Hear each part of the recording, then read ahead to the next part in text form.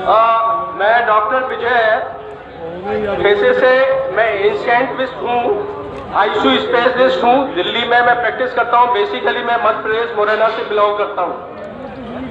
आज मैं जो है तमाम आज नहीं, मैं जब से ये आंदोलन स्टार्ट हुआ है उसके चौथे या पांचवें दिन से मैं अपनी जो मेरी लीडरशिप है, भानु प्रताप सिंह जो अभी थोड़ी देर पहले यहाँ बोल के गए हैं, हमारी टीम रेगुलरली इस आंदोलन में पूरी तरह से सपोर्ट कर रही है। और ये सपोर्ट सिर्फ यहाँ तक ही नहीं है, ये सपोर्ट हम लोग यहाँ से जाने के बाद हम जन जन तक पहुँचाने की कोशिश करते हैं।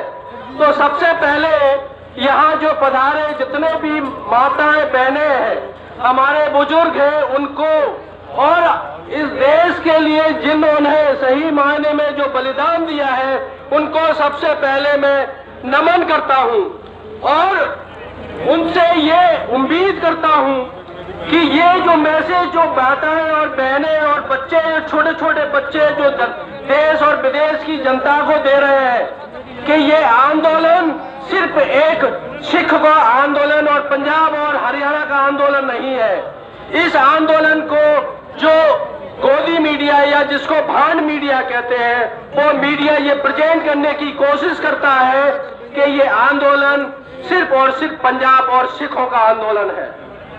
मैं एक उदाहरण देना चाहता हूँ। ये आंदोलन पूरे देश का आंदोलन है। ये आंदोलन उन गरीबों का आंदोलन है जिनमें एक तीसरा कानून जिसको बोला रहा है इसेंशियल कम्युनिटी जो कानून बना है, जिसमें एक कैपेसिटी होती थी स्टोरेज की, उस कैपेसिटी को अनलिमिटेड कर दिया है। उस कानून के तहत हर एक इंसान इस देश का हर एक नागरिक सफर करेगा।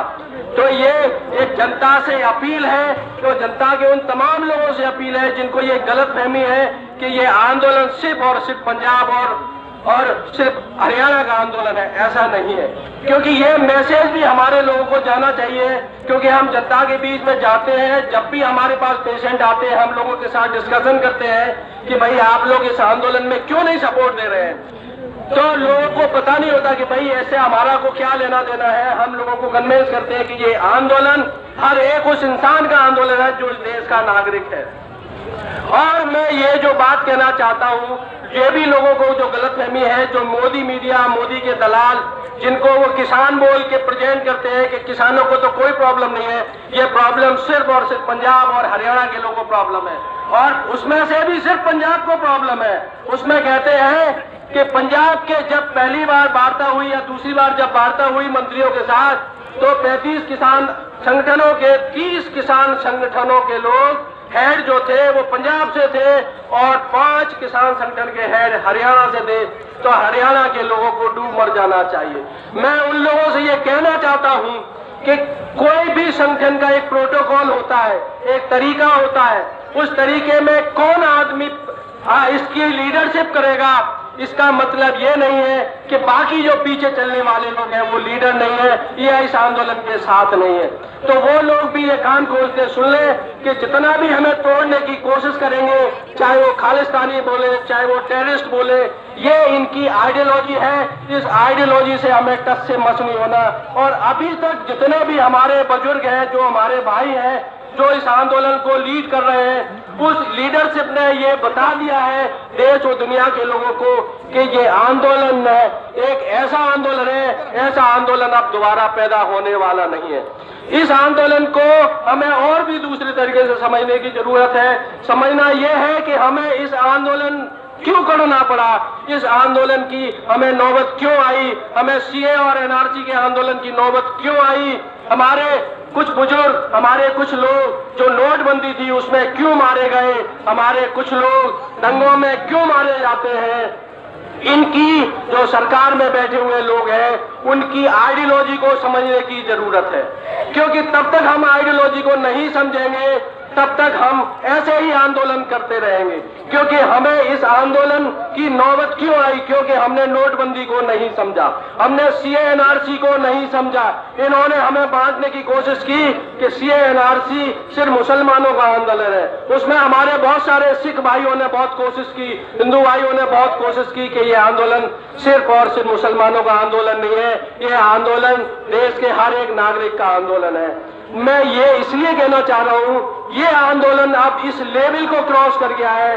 ये देश का नहीं, ये इंटरनेशनल लेवल का आंदोलन है। और ये आंदोलन और हमारे जो लोगों ने बलिदान दिए हैं, जो सदियों से बलिदान दिए हैं, हमारे देशों में मुगलों को संरक्षण किसने दिया? हमारे देशों में, हमारे देश में इतने हमारे महापुरुषों ने जो बलिदान दिया, उनका नाम मिटाने की कोशिश करते हैं।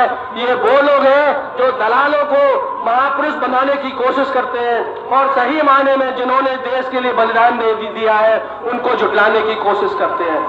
तो इस आंदोलन को आपको अब मैं ये कहना चाहता हूं कि इस आंदोलन को सिर्फ और सिर्फ इस कानून तक सीमित ना रखें। इस आंदोलन को हमें तब तक बनाए रखना है जब तक इस तरह की आइडियोलॉजी के लोग जो हमें टुकड़े टुकड़ों में बांटना चाहते हैं और इस देश के नागरिकों को गरीब और मजदूर और आज बनाना चाहते हैं, ऐसे लोगों को हमें इस देश से भगाने की जरूरत है। और कोशिश करेंगे कि आने वाले टाइम में हम थोड़ा सा और स्टडी करके, देखिए इन्होंने कोरोना का सहारा लिया, ये लोग बहुत सारी ऐसी चीजों का सहारा लेते हैं जिससे हमारे लोगों को, हमारे आंदोलनों को दबाने की कोशिश की जाए और ऐसी इमोशनल बात करते हैं जिससे हम लोग अपने देश के खिलाफ कोई ऐसी कार्यवाही ना करें जिससे हमारे देश को नुकसान हो।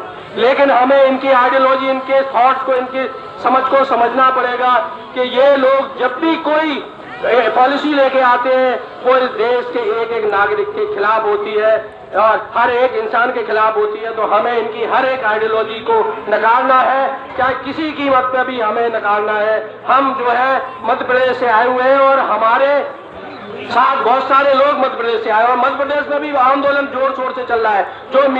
जो मीडिया है वो दिखा नहीं रहा है। तो मैं किसान भाइयों से ये अपील करता हूँ कि एक परिवार का सबसे मजबूत भाई है वो हमारा सिख भाई है, जो इस आंदोलन को बड़ी मजबूती से लड़ रहा है और हम उसके साथ हैं और हमें साथ देना चाहिए। चाहे कुछ भी हो जाए, हम इस आंदोलन से पीछे हटने वाले लोग नहीं हैं। जय हिंद।